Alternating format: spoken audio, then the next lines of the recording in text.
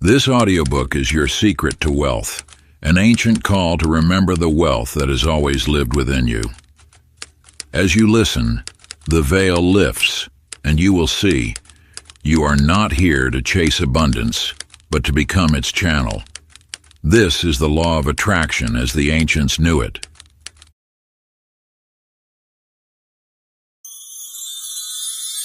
The secret of wealth. Introduction. In the depths of time, whispered through the corridors of ancient temples and sacred halls, a truth has persisted, waiting patiently for those ready to receive it. You hold in your hands not merely words on paper, but a key to unlocking the eternal wisdom that has guided masters and mystics through the ages. This knowledge comes to you now because you have awakened to its call, the stirring in your heart, the quiet knowing that there must be more. These are not random thoughts, but the echoes of a profound truth seeking to emerge through you. The universe operates through immutable laws, as constant as the rising sun and as reliable as the changing seasons. These laws govern not only the physical realm, but the spiritual dimensions that interpenetrate our material existence. The greatest of these is the law of attraction, though its true nature extends far beyond what modern teachings have revealed. You are not separate from this law. You are its living expression. Every breath you take is a demonstration of the infinite abundance that flows through all creation. The wealth you seek is not external to you. It is woven into the very fabric of your being, waiting to be recognized and expressed. The ancients understood that material prosperity was merely a reflection of spiritual alignment. They knew that true abundance flows not from desperate seeking, but from becoming a conscious channel through which universal supply naturally moves. This wisdom has been preserved through millennia, passed from teacher to student in unbroken succession. Now you stand at the threshold of remembering. The veil between what you have believed yourself to be and what you truly are grows thin. Through these teachings, you will rediscover your birthright of abundance, not as something to be gained, but as something to be remembered and reclaimed. Part 1. The Awakening, Remembering the Wealth Within. Chapter 1. The Dusty Key. In the mists of time, where wisdom lies dormant waiting to be unearthed, there lived a clockmaker named Walter. His workshop, a humble sanctuary of ticking timepieces, held more than the measure of hours. It cradled a secret beneath its weathered floorboards. One dawn, as golden rays pierced through dust-laden windows, Walter's chisel slipped, dislodging an ancient plank. There, in earth untouched for centuries, lay a key consumed by rust's patient embrace. With trembling hands, he discovered it fit perfectly into a chest hidden within his workshop's walls. A chest that, when opened, contained no jewels or coins, but something far more precious. A single scroll, its parchment preserved by time's gentle mercy. The scroll spoke of wealth's true nature, not as golden coins or precious gems, but as an eternal spring flowing from within. Its words, written in ink that seemed to shimmer with living light, revealed that abundance was not a distant treasure to be hunted, but an awakening of what already resides in the depths of your being. The scroll whispered that you are not separate from the source of all creation. You are its living vessel, its chosen instrument through which abundance flows naturally, endlessly. In another village, where wind swept across empty fields, lived Evelyn, whose husband had passed, leaving her with barren land and heavy solitude. In her quiet moments, she discovered a truth that transformed her existence. Each morning and evening she would stand in her fields and speak to the universe, not as a beggar pleading for prosperity, but as one who remembered her oneness with the source of all abundance. "I am not separate from the wealth of creation," she would whisper to dawn. "I am its living expression." Day by day her land began to transform. First, Tender shoots emerged where nothing had grown before. Then, as if blessed by an unseen hand, her fields flourished with harvests that defied explanation. The villagers whispered of miracles, but Evelyn knew the truth. She had simply remembered who she was. Her story mirrors your own potential. Like Evelyn's fields, your life awaits the recognition of your true nature. The wealth you seek already flows through you, waiting only for your remembrance of this eternal truth. Sacred practice. As you retire each night, place your hand upon your heart. Feel its steady rhythm, the pulse of universal life force within you. Whisper with quiet certainty, "I am the source in form." Let these words sink deep into your being as you envision a golden light blooming from your heart's center, expanding until it encompasses your entire form. Continue this practice for 7 nights, allowing each repetition to deepen your remembrance of who you truly are. Chapter 2, The First Law. Through the mists of ancient wisdom comes a tale that unveils one of the most sacred laws of creation, the truth that all things begin in the unseen realms. In a sunlit attic, young Franklin discovered an empty leather-bound journal, its chapters pristine, waiting. This was no ordinary book, but the final gift from his grandfather, a man who had transformed himself from a humble shopkeeper into a figure of remarkable prosperity. As Franklin began filling those blank chapters with his dreams, something extraordinary awakened. Each vision he committed to paper seemed to cast ripples into the fabric of reality itself. What he wrote with pure intention began materializing in ways that defied ordinary explanation. Through Franklin's discovery, you now touch upon a fundamental truth. Everything in your material world was first born in the invisible realm of thought and feeling. This law operates with unwavering precision. Just as a mighty oak begins as an unseen essence within a seed, your external reality grows from the seeds you plant in the garden of your mind. Your thoughts are not mere fleeting shadows, they are sacred seeds of creation, each one carrying the potential to bloom into tangible form. In a small town not far from where you now sit, lived Clara, a dedicated teacher whose salary barely covered her basic needs. Yet each evening, she would close her eyes and step into a vision of her ideal home.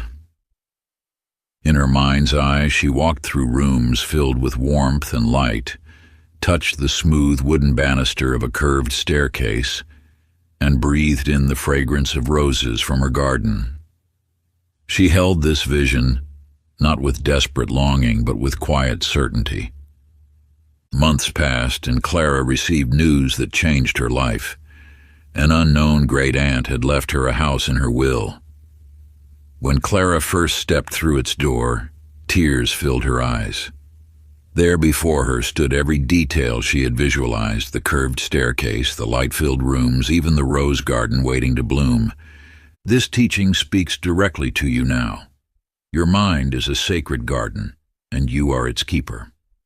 Every thought you nurture, every feeling you cultivate, plants a seed that must, by universal law, bring forth its own kind. You need not understand how this process works, just as a farmer need not understand how a seed transforms into a harvest. Your role is simply to plant wisely and tend your garden with care. Sacred practice. Find a quiet space where you will not be disturbed. For 5 minutes each day, allow yourself to step fully into the reality of your most abundant life. See it, feel it, breathe it in as if it exists now. Let your heart fill with the emotions of having received your desires. Do not question how it will come to be. Simply dwell in the feeling of its completion. This is not mere daydreaming. It is conscious creation at its most powerful. Chapter 3. The Rich Man in Rags. In the marble halls of a prestigious bank, Edwin commanded respect as one of the city's most successful financiers. His suits were tailored, his office overlooked the city's skyline, and his word carried the weight of gold. Yet the universe had a deeper lesson in store, one that would reveal the true nature of wealth. When the financial storms came, they swept away everything Edwin had built. His prestigious position vanished, his accounts emptied, and he found himself accepting work as a janitor in the very building he once helped manage. But in this apparent fall from grace lay a seed of transformation. Each evening, as Edwin polished the floors of the bank's great hall, he did something remarkable.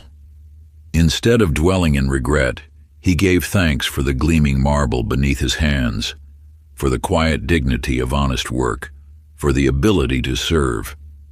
In the solitude of those evening hours, he began to see himself not as a fallen banker, but as a steward of infinite abundance disguised as a janitor. In his mind's eye, he remained what he had always been, a master of prosperity. He walked the halls not as one who had lost everything, but as one who knew the secret of true wealth. Gradually, his circumstances began to shift. A chance conversation led to an investment opportunity. A forgotten account yielded unexpected returns. Within 3 years, Edwin's wealth had returned tenfold, but now it rested on the unshakable foundation of inner knowing rather than external position. Your current circumstances are but a shadow of past thoughts, not a prediction of future possibilities. Just as a projector casts images onto a screen, your consciousness projects your reality. Change the film, and the projection must change. Consider Agnes, who lived in a small apartment, counting pennies for basic necessities. Year after year, she believed her bank balance defined her worth, until she discovered the ancient truth. She began declaring her prosperity regardless of external evidence. "I am abundance itself," she would affirm, even as she rode the bus to her modest job. "Wealth flows to me through expected and unexpected channels." At first, nothing seemed to change, but Agnes maintained her practice, knowing that the inner shift must precede the outer manifestation. Gradually, opportunities began appearing: a promotion, an inheritance from a distant relative, investments that multiplied beyond expectation. Her outer world had no choice but to reflect her inner certainty. Sacred practice. Write down these 3 empowering identities. I am a magnet for infinite abundance. I am one with the source of all supply. I am prosperity in expression. Speak these truths aloud each morning as you rise and each night as you retire. Let them become the very frequency of your being. Chapter 4. The Currency of Belief. In the quiet hours before dawn, Martha sat at her sewing machine, her fingers guiding fabric through with practiced grace. For years, she had charged the lowest prices in town, believing herself unworthy of asking for more. You see, Martha carried a belief as thin and fragile as the threads she worked with, that her work could never command true value. But transformation often arrives in unexpected moments. One morning, as sunlight spilled across her workbench, Martha gazed at a gown she had just completed. Its intricate beadwork caught the light, creating patterns that seemed to dance. In that moment, something shifted within her. She saw not just fabric and thread, but artistry worthy of recognition. That day, Martha did something that terrified her. She doubled her prices. To her amazement, not only did her clients stay, but they began referring others, speaking of her work as masterful and extraordinary. The universe had simply been waiting for her to recognize her own worth before reflecting it back multiplied. This truth extends beyond Martha's story into your own life. Belief is the currency of manifestation. What you believe about your worth becomes the invisible price tag you place upon yourself, and the universe honors that valuation precisely. Consider Alfred, who carried the weight of financial struggle like an inherited curse. "Money slips through my fingers," he would say, watching his accounts dwindle despite his best efforts. Then he met an aging sage in a marketplace who shared a simple yet powerful insight. "Your belief in the curse is the only curse there is." The sage challenged Alfred to experiment for 30 days, believing instead that money naturally flowed to him in abundance. Though skeptical, Alfred committed to this new thought pattern. Within weeks, opportunities began appearing. A business partnership, an unexpected inheritance, investments that flourished. The curse had never existed except in his mind. Your financial reality flows from your deepest beliefs about money, abundance, and your worthiness to receive. Like water finding its own level, your external circumstances will always align with your internal convictions. The universe operates with mathematical precision, returning to you exactly what you believe to be true. Sacred practice. Take your journal and write your 5 most prominent beliefs about money. Be ruthlessly honest. These beliefs have shaped your financial reality until now. Circle the one that serves your highest good. Perhaps it is "money flows to me easily," or "I am worthy of abundance." Speak this chosen belief aloud 3 times daily, letting its truth sink deeper with each repetition. Watch as the universe begins to orchestrate itself around your new financial frequency. Chapter 5: The Gatekeeper of Desire. In the heart of a sleepy town lived Lucille, whose dreams of distant shores whispered to her in the quiet hours. Each morning she would gaze at travel magazines, quickly hiding them away when neighbors visited, as if her yearnings were something to be ashamed of. "What right have I," she would think, "to dream of Venice's canals or Paris's lights when I should be content here?" You see, desire itself is a sacred messenger. When you feel that pull toward something greater, it is not random chance or idle fantasy. It is the universe speaking through you, revealing the path to your destined abundance. Lucille's story teaches an eternal truth. Desire, when embraced fully and without shame, becomes the compass pointing toward your highest good. One autumn morning, Lucille stood before her mirror and spoke words that changed everything. "I allow myself to want what I want." Simple words, yet they carried the power of permission. Permission to dream fully, to want completely, to desire without apology. Within weeks, an unexpected letter arrived. Her late husband's investments had matured, providing exactly enough for the journey she had denied herself for so long. This principle extends beyond mere coincidence. When you grant yourself permission to desire fully, you align with the universe's natural flow of abundance.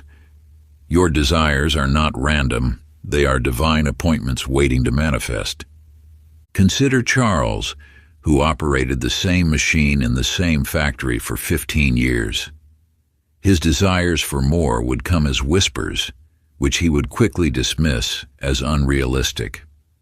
"Who am I to want more?" he would ask himself.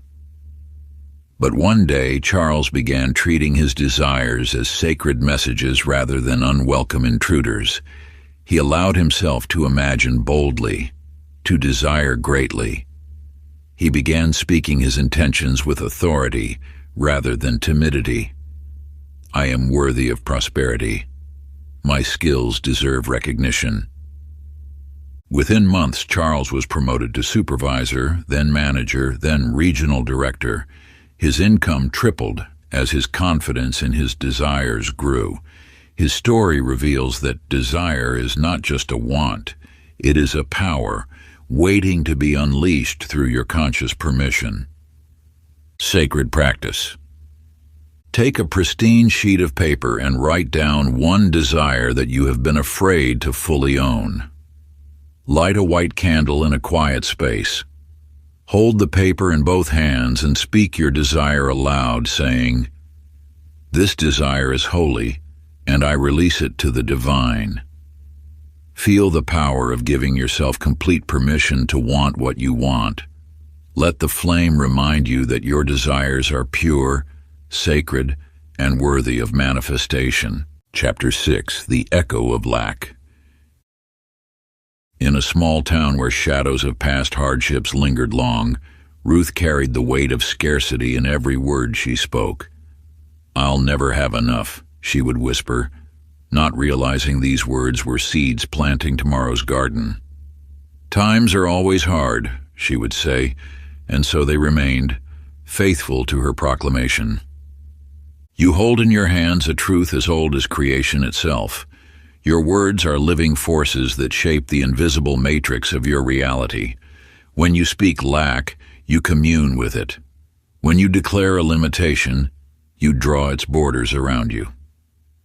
Ruth's life mirrored this principle with perfect precision. Each declaration of "I can't afford it" or "money always runs out" became a command to the universe, which could only respond in kind. But the power that binds is the same power that frees. Ruth's awakening came through a simple observation. Her wealthy neighbor never spoke of lack, even in difficult times. Instead, words like opportunity and abundance graced her lips. Ruth began to understand that she had been speaking a language of limitation, and the universe, ever faithful, had been answering in the same tongue. Consider now the tale of Joseph, whose small grocery store teetered on the edge of closure. His daily vocabulary was filled with, "I can't compete," and "it's impossible to succeed." Yet through the guidance of a wise friend, he began a practice of conscious speech. Every "I can't" became "I am able." Every "it's impossible" transformed into "I see endless possibilities." The shift was subtle at first. A customer here, an opportunity there. But as Joseph maintained his new language of possibility, the very atmosphere of his store began to change. Customers spoke of a new energy, a sense of abundance that drew them in. Within months, his store became the heart of the community, prosperity flowing as naturally as his new words of abundance. This mirrors an ageless truth. The language you speak becomes the life you live. Your words are not mere sounds dissipating in the air. They are instructions to the field of infinite possibility that surrounds you. When you shift your speech, you shift your reality. Sacred practice. For one complete journey of the sun, guard your tongue as carefully as you would guard a precious jewel. Let no word of lack pass your lips. When the temptation to speak of limitation arises, pause and declare instead, "I trust supply is always flowing." Notice how this new language begins to reshape your relationship with abundance. The universe awaits your words. Speak to it in the language of prosperity and watch as it responds in kind. Chapter 7. The Merchant of Shadows. In the bustling marketplace of minds where thoughts are traded as freely as coins, there lived a man named Harrison. His trade was not in goods but in shadows, selling newspapers that spoke of economic doom, spreading whispers of impending financial collapse. With each fearful story he peddled, his own pockets grew heavier, yet his soul grew lighter. You see, Harrison had mastered the art of profiting from humanity's deepest fears about money. He knew that scarcity sold better than abundance, that worry was more infectious than faith. Each morning he would gather his dark merchandise, stories of bankruptcy, foreclosures, and market crashes, and dispense them to eager minds thirsting for confirmation of their worst financial fears. Until one day when an elderly woman in white approached his stand. Instead of purchasing his papers, she placed a single golden coin in his palm. "You trade in shadows," she said, "but shadows are merely the absence of light, and what you give to others you first give to yourself." The coin felt unusually heavy in Harrison's hand, and as he gazed into its surface, he saw his own reflection, aged and burdened by the very fears he had been spreading. In that moment, he understood. He had become a merchant of lack, and lack had become his most faithful customer. This truth echoes through the ages. The collective consciousness is filled with images of scarcity, stories of not enough. These are not your stories. They were never your truth. They are borrowed beliefs, passed down through generations who forgot their connection to the infinite source. Consider now Lillian, the keeper of books at the city library. She made a radical choice: to curate her mental library as carefully as she organized her shelves. She removed every volume of lack from her thoughts, every chapter of limitation from her attention. When others spoke of recession, she immersed herself in biographies of abundance. When the media shouted of scarcity, she turned instead to texts that sang of prosperity. Day by day, her inner library grew rich with stories of possibility. And as within, so without, her life began to reflect the wealth of her carefully chosen thoughts. Opportunities appeared like new books on her shelves, each one opening to a page of abundance. Sacred practice, and embark now on a shadow fast. For one complete cycle of the sun, shield your consciousness from all messages of lack. Turn away from the merchants of fear who profit from your worry.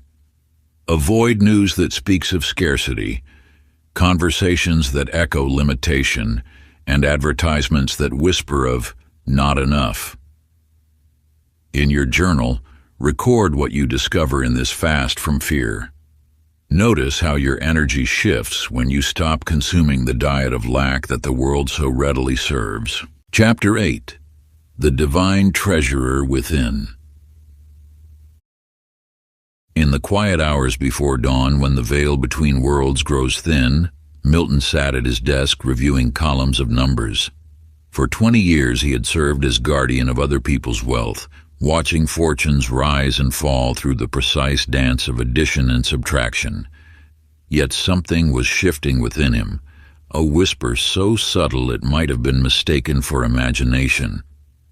"Move your office to the eastern corner," the voice suggested one morning.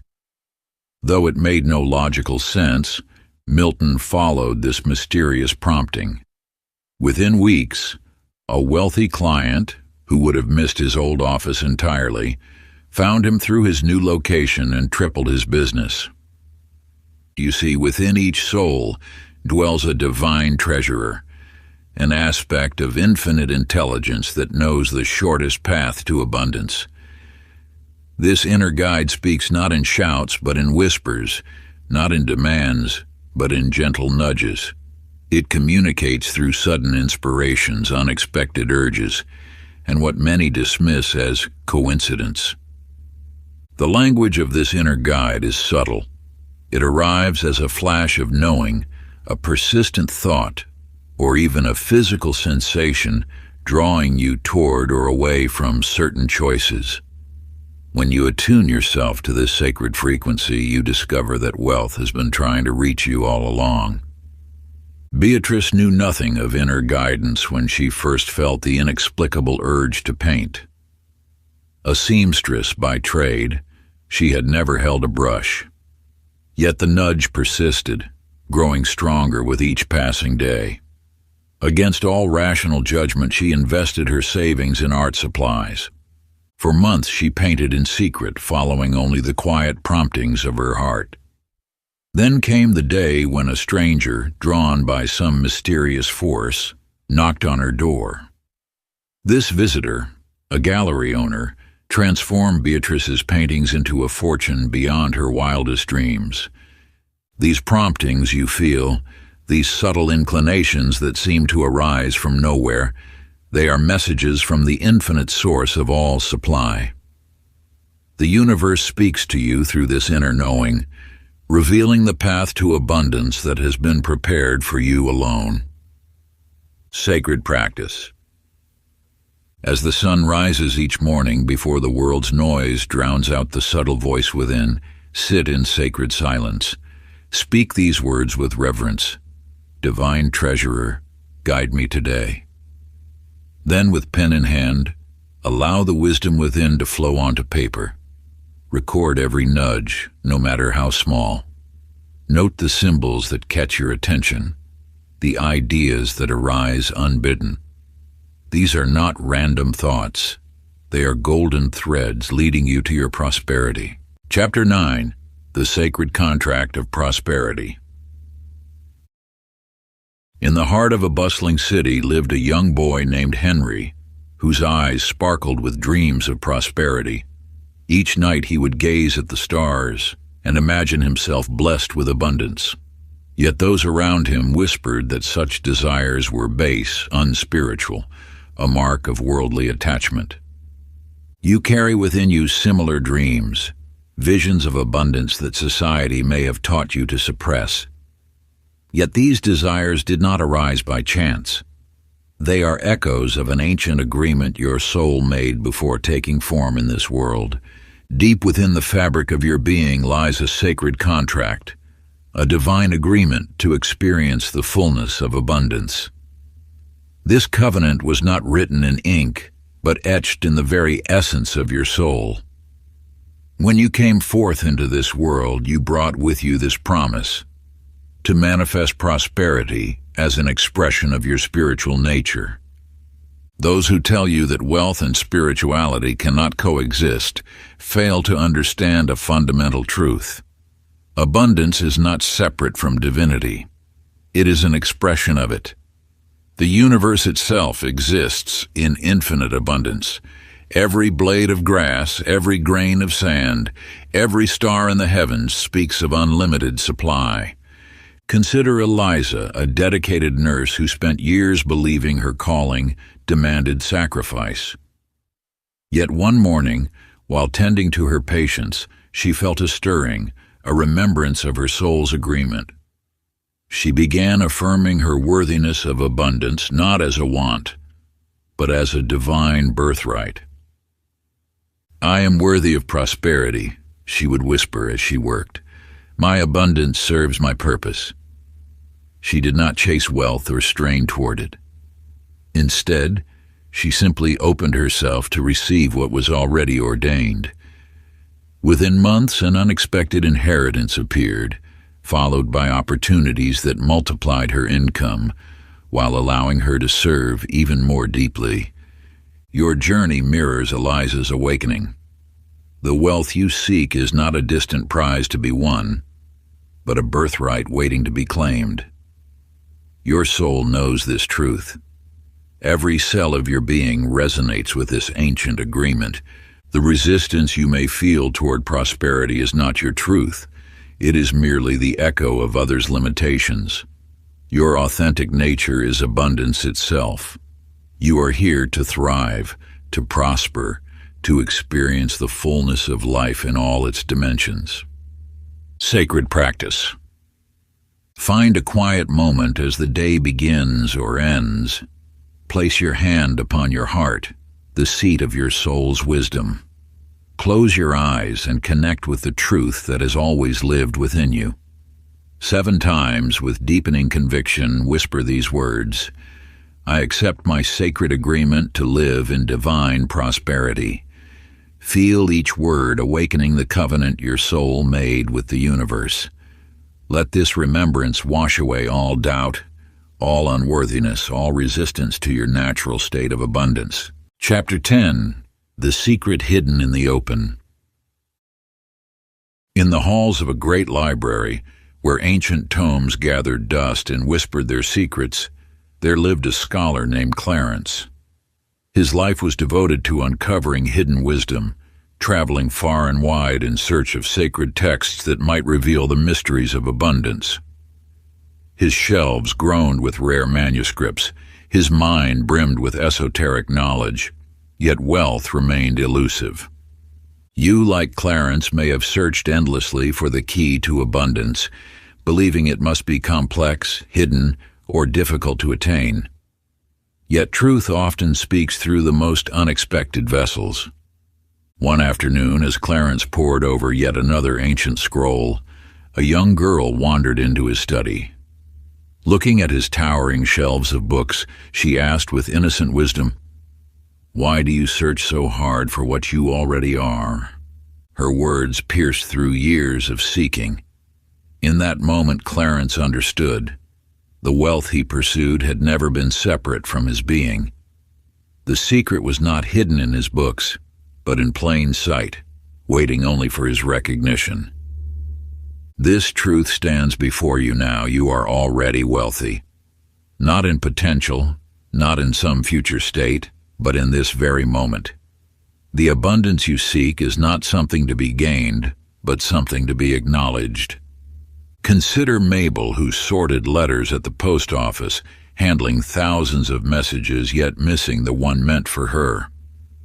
One day, while organizing old books in her grandmother's attic, she discovered a simple journal. Opening it, she found not complex formulas for success, but a single line. All you seek lives within you now. In that moment, something awakened in Mabel, not new knowledge, but a remembrance.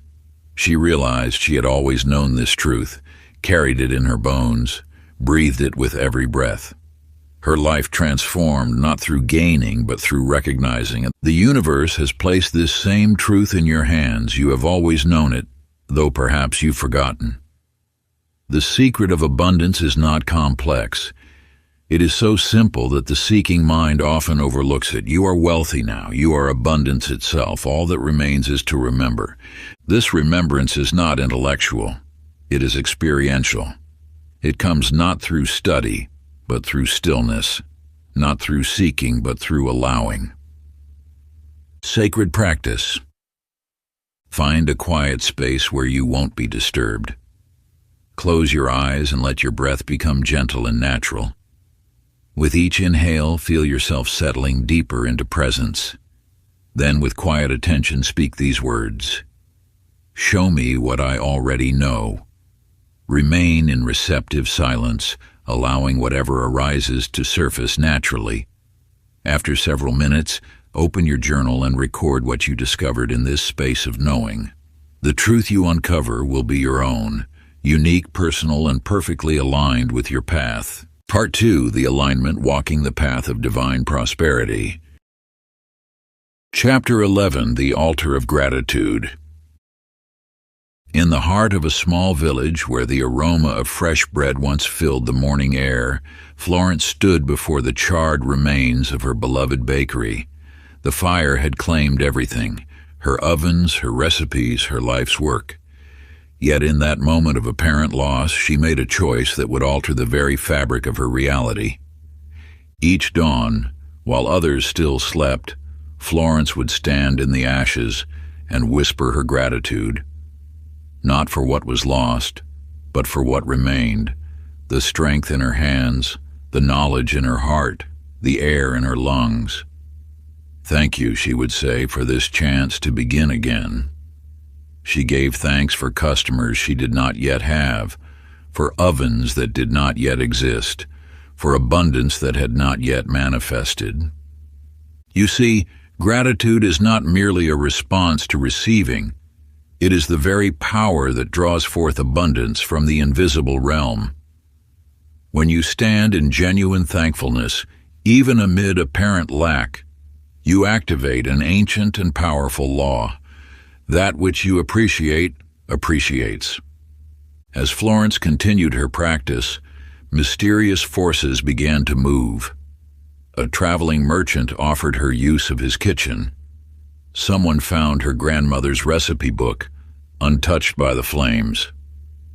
A wealthy customer proposed a partnership that would transform her small bakery into something grander than she had ever imagined. Consider Wesley, whose small shop faced closure during difficult times. Rather than dwelling in worry, he began each morning by listing 3 things he was grateful for: customers he hadn't met, opportunities he couldn't yet see, abundance that seemed distant. Within weeks, new customers appeared as if guided by an unseen hand. A chance meeting led to a profitable new venture. His gratitude had become a magnet, drawing forth the very things he gave thanks for. These stories illuminate a truth as old as time itself. Gratitude is the altar where wealth is born. When you stand in thanksgiving, you declare to the universe your readiness to receive. Your grateful heart becomes the vessel into which abundance naturally flows. This is not positive thinking. It is spiritual law in action. Every thank you uttered in faith becomes a seed planted in fertile soil, growing into manifestation by divine law. Your gratitude is not denied when offered in truth.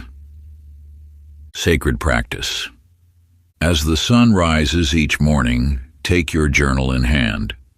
Write down 5 specific things you are grateful for, not as hopes or wishes, but as if they are already manifest. Feel the emotion of having received these blessings. Let your gratitude ring true in your heart, knowing that what you appreciate in faith must, by spiritual law, appreciate in form. Chapter 12. The Invisible Bank. In a sun-dappled music room filled with the gentle whispers of piano keys, Eleanor discovered a truth that would transform not just her finances, but the very fabric of her existence. Each morning, she began to treat her emotions as currency, making conscious deposits into an unseen treasury that governed all manifestation. When joy filled her heart while teaching a student, she whispered inwardly, "I deposit this delight." When peace washed over her during morning meditation, she acknowledged, "I bank this serenity." She noticed how fear and worry felt like withdrawals depleting her energetic account. You too possess such an account in the cosmic bank of creation. Every emotion you carry, every vibration you maintain, accumulates interest in realms beyond physical sight. Just as money grows through compound interest, your emotional deposits multiply through spiritual law. Eleanor watched in wonder as her practice began reflecting in her material world. New students appeared, unexpected opportunities arose, and abundance flowed with an ease she had never known. She had discovered that wealth begins as a frequency before it manifests as currency. Consider now the tale of Gerald, a merchant whose nights were once filled with financial worry. He realized that his constant anxiety was making endless withdrawals from his energetic account. With conscious effort, he began depositing trust instead of fear, certainty instead of doubt. Though his outer circumstances remained unchanged at first, he felt a shift in the invisible, like the moment before dawn when light hasn't yet broken but darkness begins to soften. Within weeks, Gerald noticed subtle changes. A chance encounter led to a profitable partnership. A long-standing debt was unexpectedly forgiven. His business began to thrive, though he had changed nothing except his inner vibration. These stories reveal an eternal truth. You are always making deposits into the universal bank of creation. Every moment of peace, every flutter of excitement, every steady breath of confidence, these are your true wealth building blocks. Conversely, each worry, each doubt, each moment of lack consciousness makes withdrawals from your energetic account. The question is not whether you are depositing, for you are always investing something. The question is, what quality of energy are you banking? What vibration are you compounding? The universe, that eternal banker, multiplies whatever you deposit with unfailing precision. Sacred practice. As each day draws to a close, take your journal and write one sentence beginning with, "Today I deposited the energy of." Reflect deeply on what you have been building in the unseen vaults of creation. Let this practice awaken you to the power of your emotional investments, knowing that what you consistently deposit must, by spiritual law, return multiplied. Chapter 13. The Mirror of the Golden Mind. In the heart of an ancient town, where cobblestone streets whispered tales of old wisdom, lived Clifford, a master glassworker whose hands shaped not just glass, but destiny itself. With sacred intention, he crafted a mirror unlike any other, its edges adorned with carefully etched blessings, ancient symbols of prosperity that seemed to shimmer in the light. Each morning, Clifford would stand before his creation, meeting his own gaze with unwavering faith. "I am abundance made visible," he would declare, and the mirror seemed to pulse with an inner light. As days passed, a curious pattern emerged. The more he gazed into his blessed mirror while holding thoughts of prosperity, the more his workshop filled with patrons seeking his artistry. You too possess such a mirror, not one of glass and silver, but of mind and spirit. Your consciousness is the surface upon which all of life's experiences are reflected.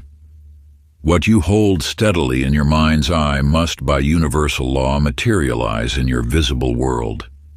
Consider now the tale of Nora, whose life was once shadowed by mounting debts. Her inner mirror had grown clouded with images of lack, reflecting back a reality that matched her troubled thoughts.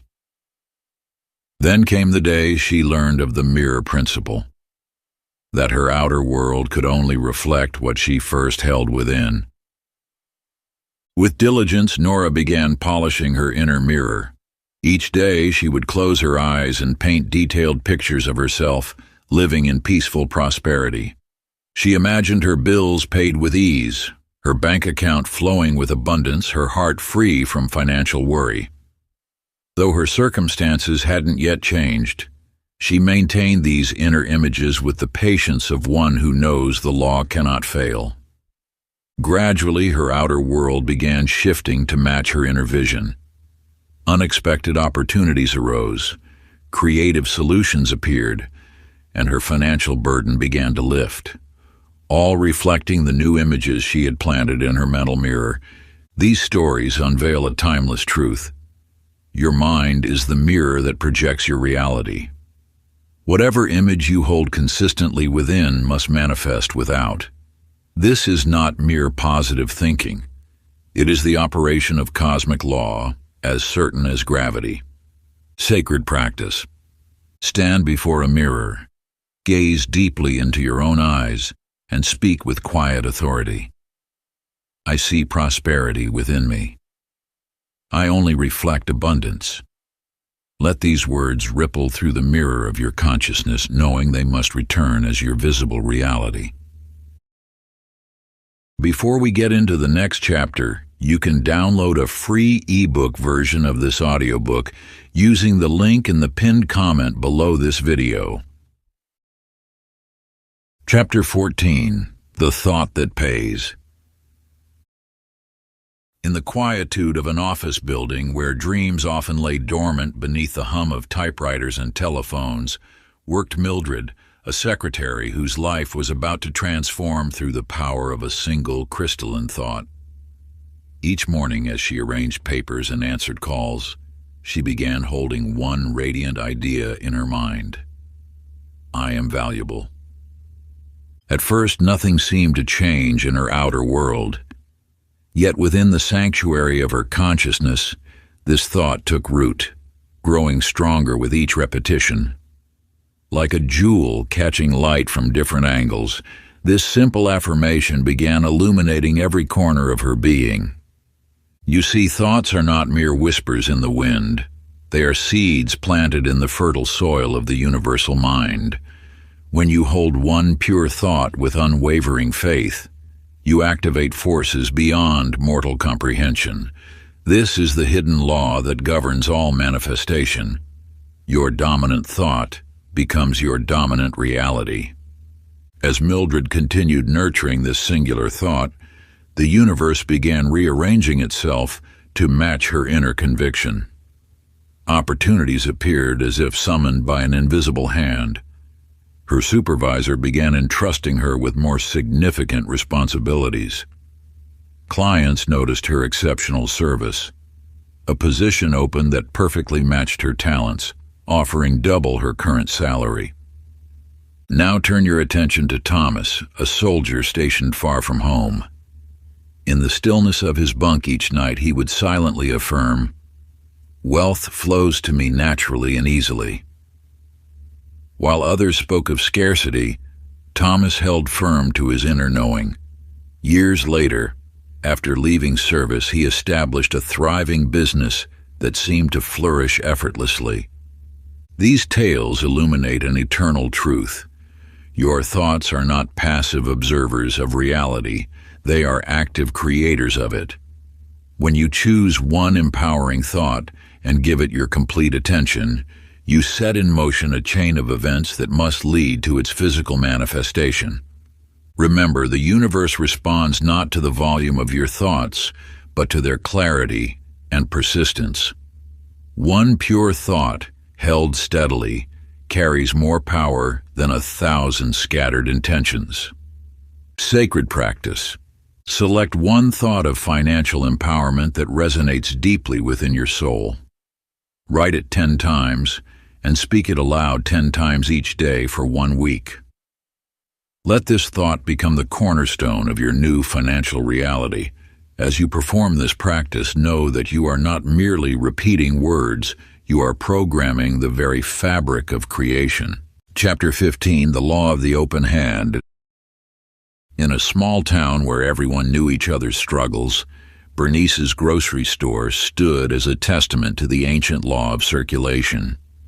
Each morning, as she arranged her produce and stocked her shelves, she would quietly set aside the freshest fruits and vegetables for those who could barely afford bread. When elderly Mrs. Thompson would shuffle in with counted pennies, Bernice would somehow always have extra items that needed to be given away. You must understand that true giving flows not from obligation or fear of lack, but from an inner knowing of abundance. Bernice gave not because she felt she should, but because she understood the sacred mathematics of the universe, that every gift creates a circle of energy that must complete itself. As weeks turned to months, something remarkable began to unfold. The townspeople started bypassing the larger stores, drawn to Bernice's small shop by an invisible force they couldn't explain. Her business flourished beyond measure, yet she never raised her prices or changed her giving ways. This is the law in action. What flows out must return, multiplied by the intention behind the giving. Consider now the tale of Harold, known throughout his community as one who clutched tightly to every coin. One day something shifted within him, and he began leaving generous tips at the local diner. At first his hand trembled as he placed the extra dollars on the table. Yet with each act of giving, an inner warmth grew stronger. Within weeks, unexpected checks began arriving in his mail, old investments suddenly paying dividends, a forgotten insurance policy discovered, a distant relative's bequest. You see, the universe operates through circulation. When you close your hand, you close the circuit of abundance. When you open it, allowing resources to flow through you rather than stopping with you, you become a channel for infinite supply. The key lies not in the amount you give, but in the consciousness behind your giving. Give with fear, and you affirm lack. Give with faith, and you declare abundance. This is why some give much, yet receive little, while others give what they can and receive abundantly. The difference lies in the spiritual understanding behind the act. Sacred practice. Today, give something, whether it be money, time, or a kind word, without any expectation of return. As you give, silently affirm, "As I give, so I receive." Feel the truth of these words in your heart, knowing that you are activating the eternal law of circulation. Chapter 16. The Silence That Speaks in Gold. In the gentle hours before dawn, Pearl would sit motionless in her small sewing room, surrounded by patterns and threads. The world outside had not yet stirred, and in this sacred stillness, she discovered a truth that would transform her life. Each morning, as her breath deepened and her mind cleared, inspiration would flow like golden threads of light. You must understand that wealth speaks in whispers, not shouts. In the clamor of the world, its voice is often drowned out by the noise of striving and struggling. Yet in silence, when your mind becomes like still water, divine inspiration can reflect clearly upon its surface. Pearl began receiving designs in these quiet moments, patterns and styles that seemed to emerge from the silence itself. Her creations, born in stillness, soon caught the attention of those who could sense their unique energy. Her small tailoring business transformed as if touched by an unseen hand. The universe operates through channels of stillness. Just as a radio must be precisely tuned to receive a clear signal, your consciousness must be stilled to receive the frequency of abundance. This is not mere metaphor, it is spiritual law in action. Consider Vincent, whose daily route as a mailman took him past hundreds of homes. Each morning before beginning his deliveries, he would sit in his car in perfect silence. One day, in that space of quiet receptivity, an idea emerged, crystal clear and fully formed. He could offer a specialized service to the elderly on his route, helping them digitize their precious old photographs. This insight, received in silence, blossomed into a thriving enterprise that brought both wealth and purpose. You see, silence is not empty. It is full of answers. When you quiet your mind, you enter the treasury of infinite intelligence. Here, in this sacred space, the divine speaks not in words, but in knowledge that unfolds with perfect timing. The key lies not in asking how or when abundance will come, but in creating the inner conditions where guidance can be received. Like a lake that must be still to reflect the stars, your mind must be calm to reflect divine inspiration. Sacred practice. Find a quiet place where you will not be disturbed. Sit in silence for 10 minutes daily, allowing your breath to become slow and steady. When the silence deepens, when you feel yourself settling into that sacred space, ask inwardly, "What would you have me receive?" Then wait, empty of expectation, ready to receive whatever wisdom arrives. Trust that in this silence, you are tuning to the frequency of infinite supply. Chapter 17. The Wealth of Worthiness. In a modest cottage on the outskirts of town, Marian would rise before the sun to clean the homes of the wealthy. Each morning she would gaze at their abundance with a familiar ache, believing such prosperity belonged to others but never to her. Yet within her heart stirred an ancient truth, waiting to be uncovered. You see, the universe operates through an immutable law. It can only match your inner sense of worth. Like a mirror reflecting back exactly what stands before it, abundance flows to the degree you believe you deserve its gifts. Marian's transformation began the day she picked up her pen, trembling slightly, and wrote her first love letter to herself. "You are precious," she wrote, tears falling onto the page. "You are deserving of all good things." Day by day, her letters became bolder, more certain. As her inner dialogue shifted from criticism to compassion, subtle changes began appearing in her outer world. A client doubled her wages. Another recommended her services to wealthy friends. Opportunities arose as naturally as flowers turning toward the sun. This truth remains unchanged through all ages. Wealth is not earned through labor alone, but through alignment with your inherent worth. When you carry shame about receiving, when guilt whispers that you don't deserve abundance, you create an energetic barrier that even the most determined universe cannot penetrate. Consider Leonard, a generous soul who gave endlessly to others but could never accept in return. His breakthrough came when he began standing before his mirror each morning, declaring with quiet certainty, "I am worthy." At first the words felt foreign on his tongue, yet as he persisted, something shifted within his field of energy. Clients began insisting on paying more than his asking price. Unexpected checks arrived in the mail. The universe simply reflected back his newfound sense of worth. You must understand, worthiness is not something you earn like wages. It is your birthright, waiting to be remembered. Just as a diamond buried in mud remains a diamond, your inherent value never diminishes. It only awaits your recognition.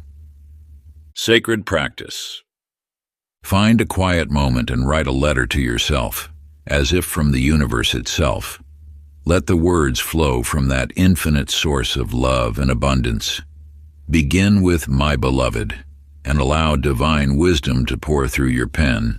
Write of your inherent worth, your right to receive, your sacred place in the flow of abundance. Seal this letter with intention and read it aloud each morning for 7 days. Let each reading be a remembrance of what has always been true. You are worthy beyond measure. Chapter 18, The Spell of Not Enough. In the shadow of the old mill where the wheels of industry turned ceaselessly, Beatrice would mutter the same words each morning. There's never enough. These words, passed down through generations of her family, had become more than a phrase. They were a spell, binding her to a reality of perpetual lack. You may recognize this pattern in your own life. Words hold power beyond mere sound and syntax. They are the threads from which you weave your reality. Each time you speak of scarcity, you strengthen its hold upon your world. Yet the power to break this spell lies within the same instrument that created it, your voice. When Beatrice finally understood this truth, she began catching herself mid-sentence. Each time the familiar "there's never enough" rose to her lips, she would pause, breathe, and declare instead, "Everything I need flows to me now." At first, this new declaration felt hollow, artificial. But as days turned to weeks, something shifted in the fabric of her experience. Over time, opportunities appeared. A forgotten investment matured. Customers sought her skills specifically. The universe simply responded to her new command. This ancient wisdom reveals itself through Floyd's transformation as well. For 30 years, he lived by the creed of barely getting by. It was more than a belief. It was his identity, his story, his prison. Until one autumn morning, when he chose to speak a different truth. With each conscious rejection of lack, with each intentional embrace of abundance, new channels of prosperity revealed themselves. A side business flourished. Partnerships formed. Resources appeared as if summoned by his shifted consciousness. You see, scarcity is not a condition of the world, but a spell cast by repeated thoughts and words.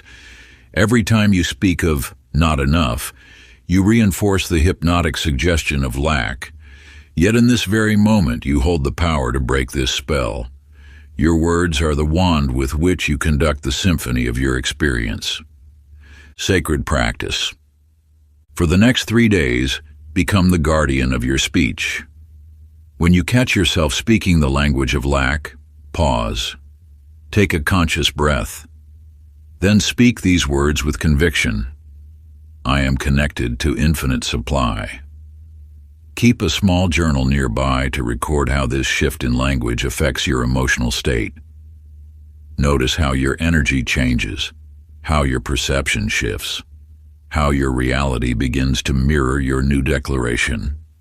This is not mere positive thinking. It is the ancient art of spell breaking, of reclaiming your true power as a creator of your experience. Chapter 19, The Seed of Vision. In the quiet hours before dawn, Lois arranged flowers in her small shop, unaware that she was about to discover one of the universe's most potent secrets. Behind her counter, she created what she thought was a simple collage: images of thriving gardens, international flower markets, and a sunlit studio space. Yet this vision board would prove to be far more than paper and pictures. It was a spiritual contract with the infinite. You see, vision is not merely an act of imagination. It is a sacred technology known to the mystics of old. When you create a clear picture of your desires and infuse it with emotional energy, you establish a magnetic field that draws those very experiences toward you. Within weeks of placing her vision board, Lois noticed something extraordinary. A customer requested exactly the kind of elaborate garden design she had pictured. Another offered her the opportunity to source flowers from the very markets she had dreamed of visiting. The universe was responding to her visual prayer with precise, matching vibrations. This truth echoes through Raymond's story as well. Each night, after finishing his rounds as a janitor, he would open his sketchpad and draw. With careful strokes, he illustrated the office he yearned to occupy, the home he longed to build, the life he felt stirring in his soul. 5 years later, every detail of those drawings had manifested in his physical reality, down to the view from his window and the color of his desk. These stories illuminate a profound principle. Your inner vision becomes your outer destination. The images you hold in your mind are more than dreams. They are blueprints that universal intelligence uses to construct your reality. When you create a clear, emotionally charged picture of what you desire, you activate forces beyond your current understanding. The power of vision was not invented in modern times. It is an ancient practice, whispered through generations. The temples of old contained sacred halls of visualization, where initiates would sit for hours holding images of their desired reality until these visions became more real than their present circumstances. Sacred practice. Set aside a time of quiet solitude. Gather images, words, and symbols that represent your ideal prosperous life. This is not a mere craft project. It is a ritual of manifestation. As you create your vision page, infuse each element with deep feeling. Place this sacred document where you will see it daily, not as a reminder of what you lack, but as a declaration of what is already unfolding. Let your vision page become an altar of sorts, a focal point for your faith in the abundance that is even now moving toward you.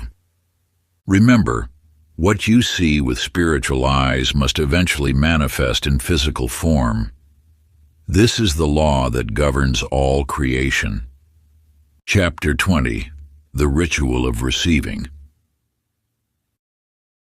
In a small apartment overlooking a quiet street, Dorothy discovered a truth that would transform not only her life, but the lives of countless others who would learn from her story. Each evening, as twilight painted the sky in gentle hues, she would light a single candle and speak these simple words: "I receive with joy." You might wonder what power could lie in such a modest ritual. Yet within days, the universe began responding, first with small gifts, an unexpected refund, a forgotten lottery ticket that held a prize, a discount precisely when needed. As weeks passed, larger blessings flowed, an inheritance from a distant relative, investment opportunities that seemed crafted for her circumstances, connections that opened doors she hadn't known existed. The truth revealed through Dorothy's experience is both subtle and profound. Receiving is not a passive state, but an active energy. When you stand in the posture of receptivity, hands open, heart willing, spirit expectant. You align with the natural flow of abundance. Most souls unconsciously resist this flow, believing themselves unworthy or maintaining a grip of control that actually constricts supply. Consider Wallace, whose story mirrors this wisdom from another angle. For years, he carried the weight of financial guilt, believing that wealth was somehow wrong or spiritual success meant material sacrifice. His transformation began when he created a simple daily practice.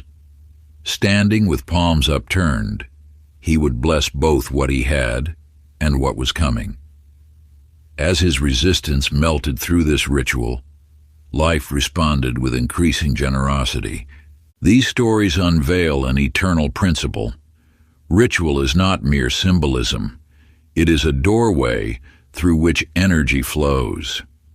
When you create sacred space and conscious ceremony around receiving, you transmute the frequency of your being. You become a clear channel through which abundance can flow unimpeded. The lighting of Dorothy's candle was more than a physical act.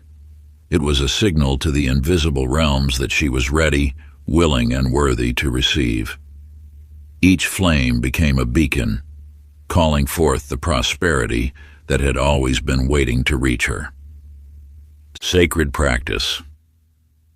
In the ancient tradition of those who understood the power of ritual, you are invited to create your own ceremony of receiving. Each night for 7 days, light a candle in a quiet space. As the flame springs to life, speak these words with conviction. I am open to receive the highest good. I accept abundance now. Let the candlelight remind you that just as it illuminates the darkness, so too does your willingness to receive light the path to prosperity. This is not merely a practice, it is a proclamation to the universe that you are ready to accept its infinite gifts. Part 3, The Overflow, Becoming the Living Secret of Wealth.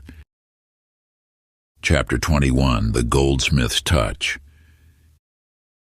In the heart of an ancient marketplace, a metalsmith named Sylvia toiled at her craft, her hands working precious metals while her spirit remained heavy with worry. Though her artistry was undeniable, her small shop struggled to attract those who could appreciate her work. Until one morning, as golden sunlight streamed through her workshop window, she received an insight that would alter not just her fortunes, but her understanding of universal law. You see, Sylvia began infusing each piece she created with sacred intention. As her hands shaped gold and silver, her lips whispered blessings of abundance, prosperity, and joy. May the wearer of this ring know infinite supply, she would murmur, her fingers working the metal with newfound reverence. Let this necklace carry the energy of divine prosperity. What transpired next revealed a fundamental truth about the nature of manifestation. Customers began reporting strange coincidences after purchasing her jewelry. Business opportunities materialized, unexpected windfalls appeared, and fortune seemed to favor those who wore her creations. Soon, word spread about the lucky gold from Sylvia's shop, and what was once a struggling business became a sanctuary of prosperity. This principle of spiritual alchemy, where thought, emotion, and action merge in sacred harmony, finds its echo in the tale of Russell, a humble farmhand.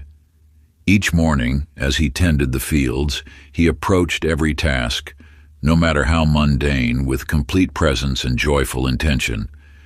Whether mending fences or feeding livestock, he would silently affirm, "This work is blessed. This moment is precious." Over time, his consciousness of abundance began to manifest in remarkable ways. The sections of field he tended yielded more abundant harvests. The animals under his care thrived inexplicably. Eventually, his unique approach to farming caught the attention of wealthy landowners, leading to opportunities that transformed his circumstances entirely. These stories illuminate a profound truth. The Midas touch is not about turning things to gold through mere contact.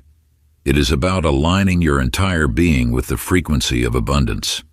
When thought, word, and deed harmonize in the key of prosperity, the universe must respond in kind. Sacred practice. Select one daily action that you perform regularly. It might be preparing morning coffee, organizing your desk, or tending to plants. Approach this task with complete presence, blessing it silently with the words, "This is gold." Feel these words resonate through your being as you perform the action. This practice transforms the mundane into the miraculous, awakening the alchemist within you who knows that all life can be transmuted into abundance. Chapter 22. The Invisible Contracts of Wealth. In a sun-dappled attic, beneath layers of dust and memory, Eudora discovered an old leather-bound diary. As she opened its weathered chapters, her eyes fell upon words written in her youthful hand, declarations that had unknowingly shaped her financial destiny. Money corrupts the soul. Wealth makes people evil. It's noble to be poor. You hold within your consciousness similar contracts with prosperity, invisible agreements penned in the ink of early experiences, family beliefs, and societal programming. These sacred contracts, though unseen, govern the flow of abundance in your life with the precision of universal law. As Eudora began crossing out each limiting vow and writing new ones in their place, something shifted in the fabric of her reality. Orders increased at her shop. Customers who once haggled over prices now gladly paid in full. Opportunities arose as if summoned by her renewed relationship with prosperity. The universe operates through these subtle agreements. When you declare, "Money is scarce," the infinite intelligence of creation must honor your decree. Yet when you consciously revoke these old contracts, you free yourself to write new ones aligned with truth. Consider Frank, whose musical career had been marked by a peculiar pattern. Whenever success approached, it would mysteriously slip away. One evening, while cleaning his studio, he found a notebook filled with his own handwriting. "I don't deserve success. Artists must struggle. Money will ruin my creativity." In a moment of clarity, Frank understood these were not mere thoughts but binding agreements he had made with the universe. One by one, he tore out these chapters, declaring instead, "Wealth is the natural expression of my gifts. Prosperity flows through my music. My abundance blesses all." Within months, his music found new audiences, and opportunities he had long dreamed of manifested with surprising ease. The old contract was null and void. A new agreement had taken its place. Sacred practice. Take a moment now to write down one old belief about money that no longer serves your highest good. Draw a line through it with intention, knowing you are revoking its power over your life. Beneath it, write your new contract with prosperity. I now agree to prosper in joy, truth, and alignment. Sign and date this declaration, understanding that the universe witnesses and honors your new choice. Place this document where you will see it daily, remembering that you have the power to rewrite your destiny at any moment. Chapter 23. The Wellspring Within. In a small town where steam rose from the laundry houses each morning, Clarabelle pressed and folded the garments of others, her hands moving mechanically while her spirit yearned for more. Each coin she earned seemed to whisper of limitation until one dawn when she discovered an ancient truth that would transform her understanding of supply. You see, like Clarabelle, you may believe your abundance flows from external sources, your work, your investments, other people. Yet this perception keeps you tethered to the illusion of separation from your true source. When Clarabelle began sitting in silence each morning, connecting to the infinite well of abundance within, Her outer world shifted with remarkable swiftness. Customers doubled, then tripled. Opportunities arose that she had never imagined possible. The eternal truth remains: wealth does not flow to you, it flows from you. You are not seeking connection to abundance, you are abundance seeking expression. Every external channel through which prosperity arrives is merely an instrument of the infinite source that dwells within your own being.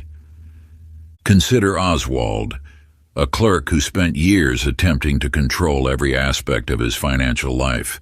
He tracked every penny, pursued every lead, and still felt perpetually lacking. Only when he released his grip on outer circumstances and turned his attention to the quiet wellspring within did abundance begin to flow naturally into his experience. His revelation came not through striving, but through surrendering to the truth of his inner connection to all supply. The universe does not respond to your actions nearly as much as it responds to your alignment with Source. When you recognize that the fountain of all prosperity bubbles up from within you, external circumstances must rearrange themselves to match this inner knowing. This truth has been whispered through the ages. You are never separate from your Source. Your task is not to gather wealth from the world, but to allow the wealth within you to flow outward, taking form in perfect ways. Sacred practice. Find a quiet space where you will not be disturbed. Place your hand upon your heart, the gateway to your inner source. Close your eyes and repeat with deepening conviction, I am connected to the infinite source. I am never without. Let each word resonate through your being. Feel the truth of it in your cells. Breathe it into every corner of your consciousness. Know it as you know your own name. This is not an affirmation. It is a remembrance of what has always been true. Chapter 24. The Coin of Certainty. In a humble chapel at the edge of town, Dolores stood before the donation box, her last copper coin catching the light from stained glass windows. Without hesitation, she dropped it in, whispering words that would alter the fabric of her reality. I know more is coming.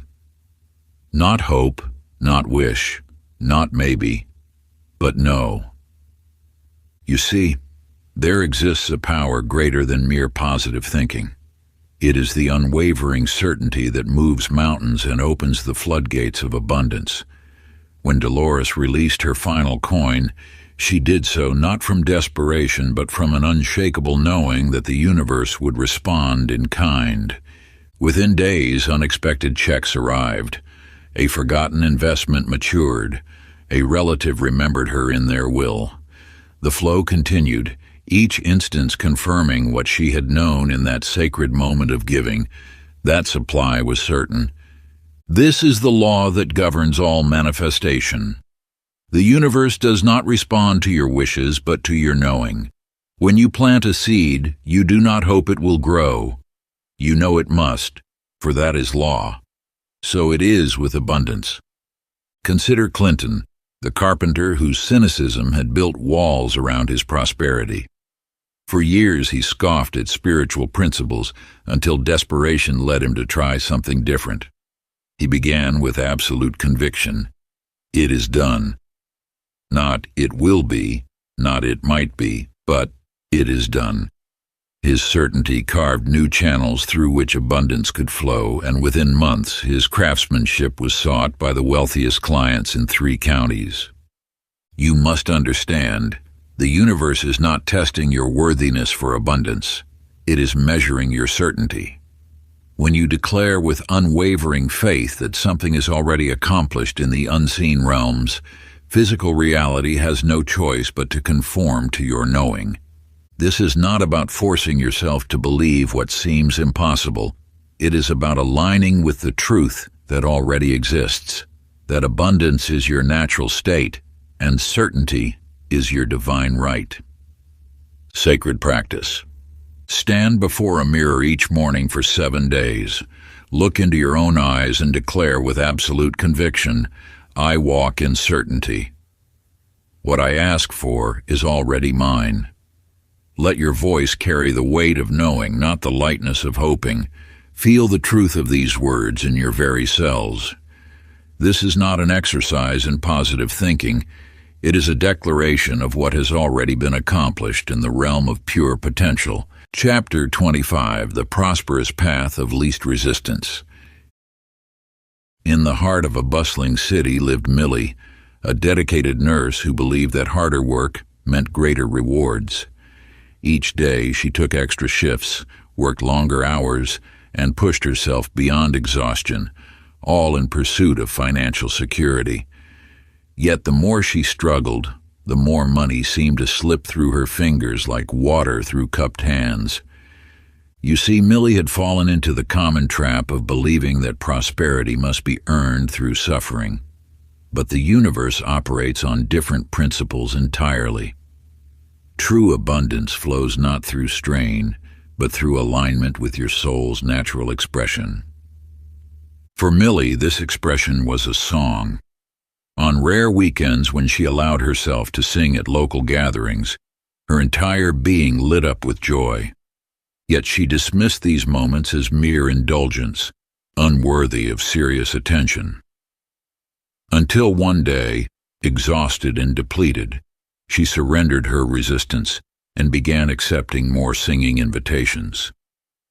What happened next revealed a profound truth about the nature of prosperity. As Millie followed her joy, unexpected doors opened. Private events led to paid performances. A wealthy patron offered to sponsor her first album. Money began flowing with an ease she had never known through all her years of striving. This principle was similarly illustrated through Ernest, a man who had spent years forcing a consulting business that drained his spirit. Each day felt like pushing a boulder uphill, until he finally listened to the quiet voice within that had always drawn him to teaching children. The moment he redirected his energy toward what truly lit him up, his financial struggles began to dissolve. Students appeared, word spread, and soon he had a waiting list, all because he dared to follow what felt light instead of what felt heavy. You must understand this vital truth. The universe designed prosperity to flow through channels of joy.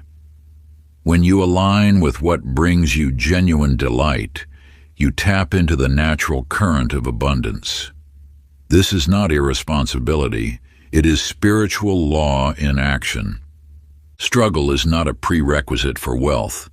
In fact, it is often a signal that you're pushing against the natural flow of life. Your joy is not a distraction from your path to prosperity. It is the path itself. Sacred practice. Each morning, sit in silence and ask yourself, what feels joyful today?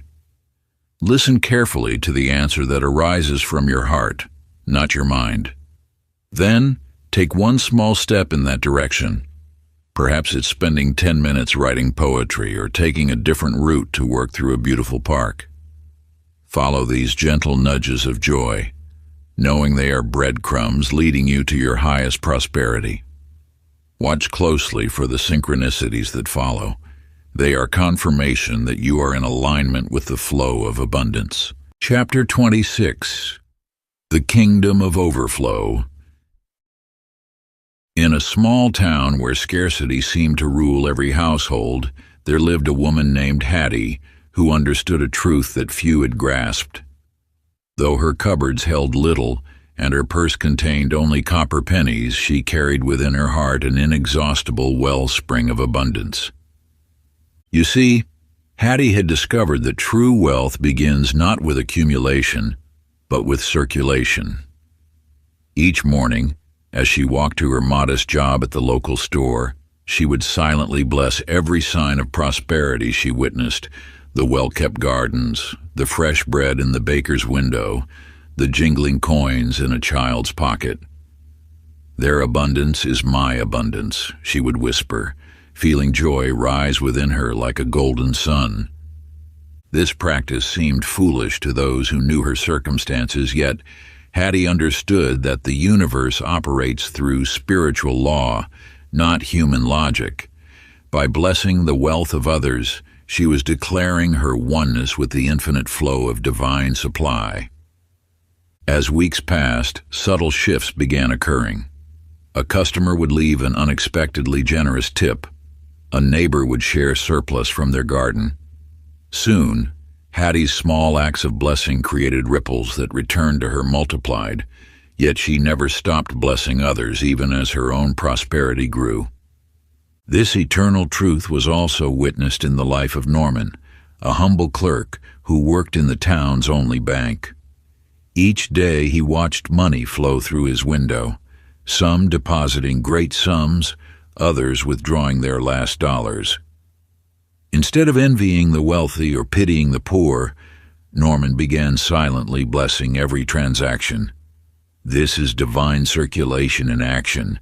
Their prosperity enriches all. To his amazement, this practice began transforming his own financial reality. Opportunities appeared, investments flourished, and abundance flowed. Not because he had grasped for it, but because he had aligned himself with the natural law of circulation. You must understand this profound principle. The universe exists in a constant state of overflow. Look at nature. Trees produce thousands more seeds than needed. Flowers release endless fragrance without depleting themselves. Rivers flow continuously. This abundance is your natural state. When you bless the prosperity of others, you declare your participation in this infinite flow.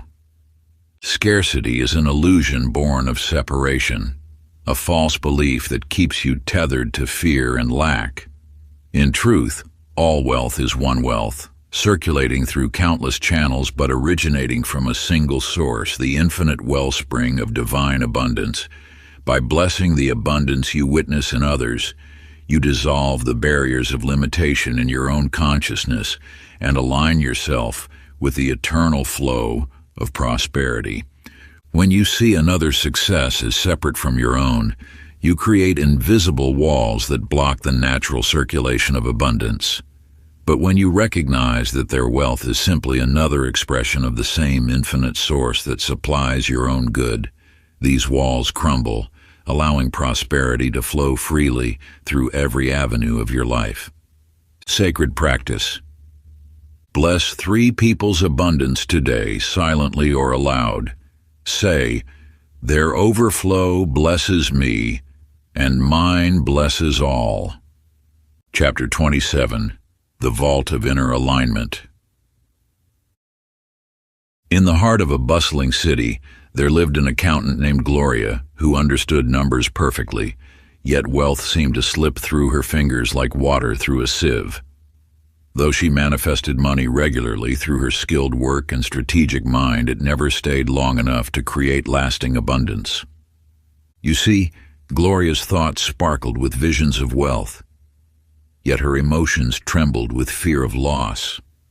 Her actions spoke of scarcity even as her mind dreamed of prosperity. This misalignment created invisible cracks through which her manifestations leaked away. The universe responds not to what you think alone, but to the unified signal of your entire being. When Gloria finally understood this truth, she began a sacred practice of alignment. She noticed how her body tensed when speaking of money, how her voice shook when naming her prices, how her thoughts soared while her feelings sank. Day by day, she brought each aspect of herself into harmony. Her thoughts of abundance began matching her emotional state of gratitude. Her actions reflected the prosperity she envisioned. Like a master craftsman sealing a precious vessel, she closed the gaps between her inner and outer world. This eternal principle manifested clearly in the life of Reuben, a postman who walked his route each day. At first, his steps were heavy with burden, while his words spoke of dreams, creating discord in his energy field. But as he learned to align himself, everything shifted. His walk became confident, his words carried authority, and his thoughts remained steady in prosperity consciousness. You must understand, the universe seeks harmony. When your thoughts reach for the stars while your emotions dig into the earth, you create resistance to the natural flow of abundance. But when every aspect of your being moves in concert, your thoughts, feelings, and actions all singing the same song of prosperity, you become an unshakable vessel of wealth. True alignment feels like coming home to yourself. It is the end of inner argument, the cessation of contradiction. When you think about wealth, feel wealth, and act wealth, you become a sealed vault that can hold and multiply abundance. Sacred practice. Ask, do my thoughts, emotions, and actions all match the wealth I desire? Take a moment of stillness to examine each level of your being. Notice where resistance lurks, where doubt casts its shadow. Perhaps your thoughts soar with visions of abundance while your heart trembles with scarcity. Or maybe your mind harbors fear while your actions already embody prosperity.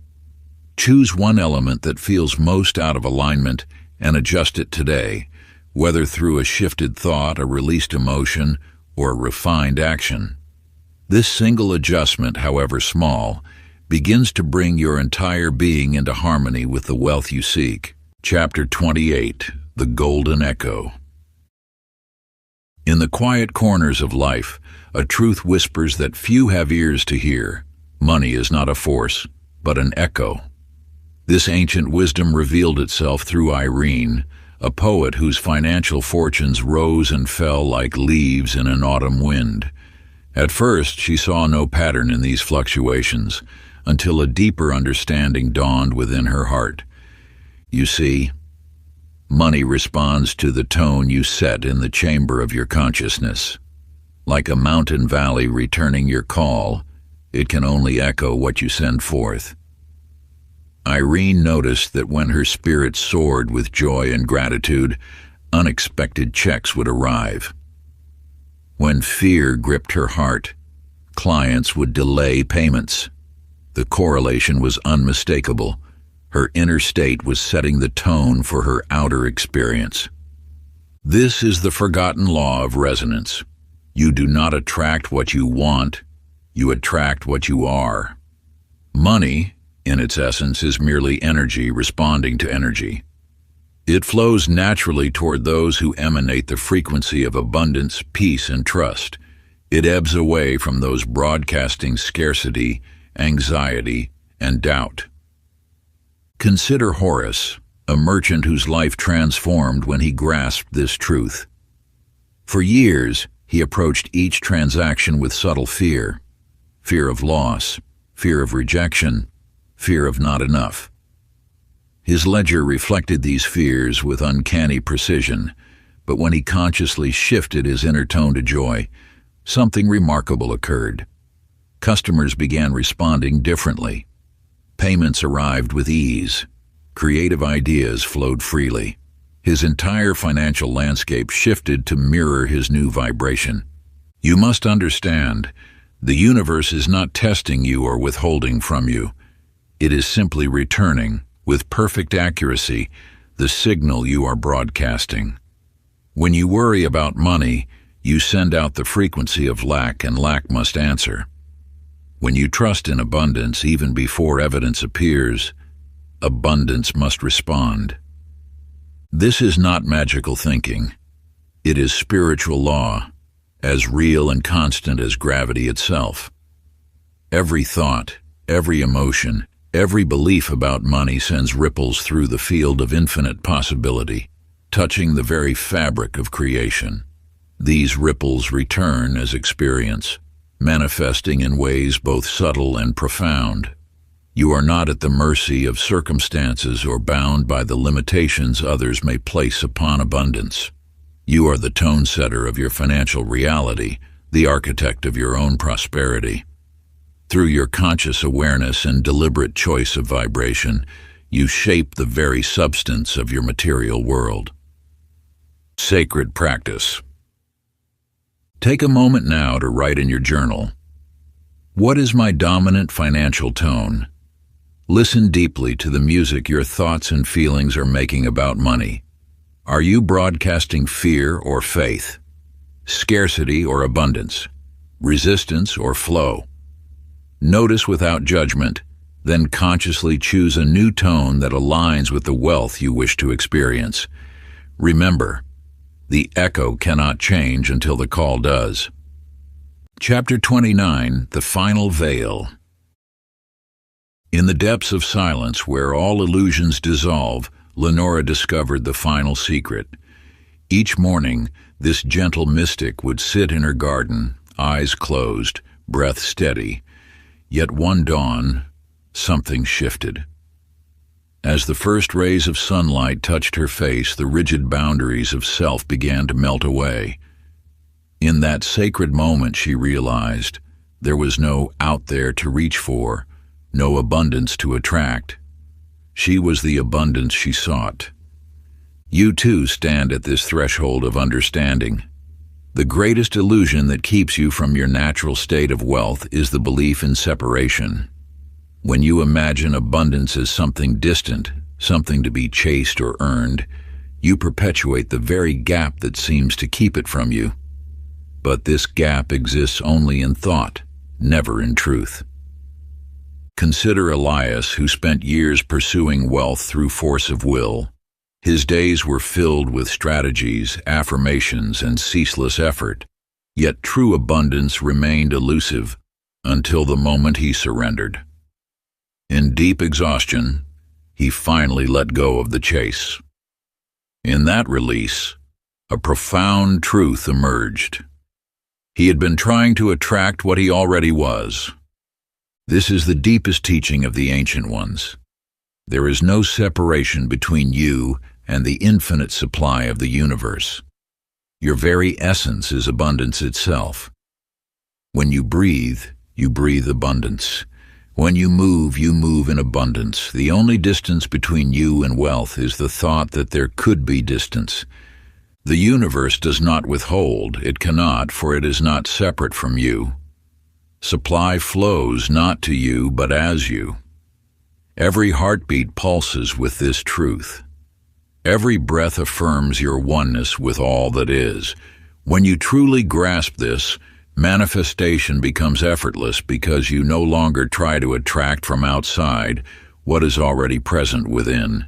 Let this wisdom sink deeply into your being. You are not reaching for abundance. You are abundance reaching for remembrance of itself. The moment you dissolve the illusion of separation, you return to your natural state of overflow. In truth, you have never been apart from the infinite stream of prosperity that flows through all creation. Like a wave that momentarily forgets it is the ocean itself, you need only remember your true nature. When you awaken to this profound understanding, every cell of your being vibrates with the frequency of limitless abundance, for you are not merely a vessel to be filled, you are the very source from which all abundance springs forth. Sacred practice. Find a quiet space where you won't be disturbed. Close your eyes and breathe deeply. In the silence between thoughts, repeat these words. There is no separation between me and my abundance. Feel the truth of this statement in every cell of your body. Let all sense of striving dissolve. Rest in knowing that you and abundance are one. The universe is not withholding. It is waiting for you to remember. Chapter 30. You are the secret. In a sunlit study filled with leather-bound journals, Virginia traced her fingers across chapters yellowed by time. For decades she had written of her longings, her questions, her search for life's hidden truths.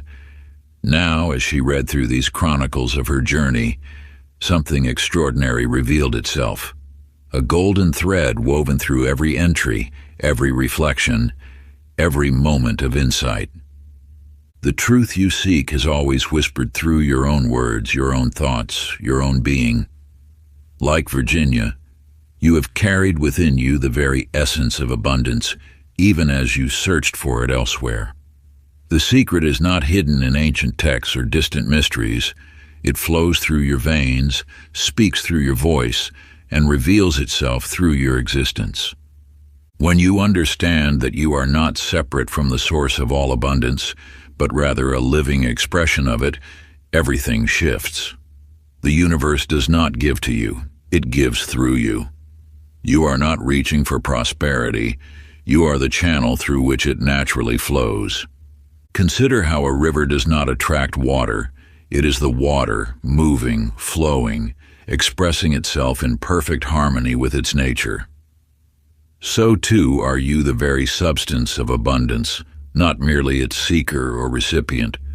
In the quiet depths of his modest home, Ned stood before an old mirror, its frame worn by years of use. As he gazed at his reflection, something profound stirred within him.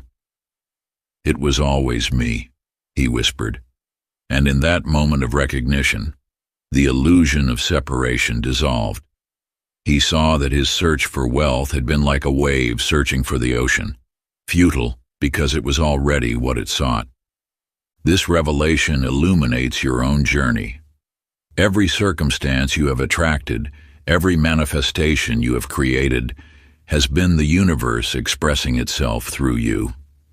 You are not learning how to attract abundance, you are remembering that you are abundant in form.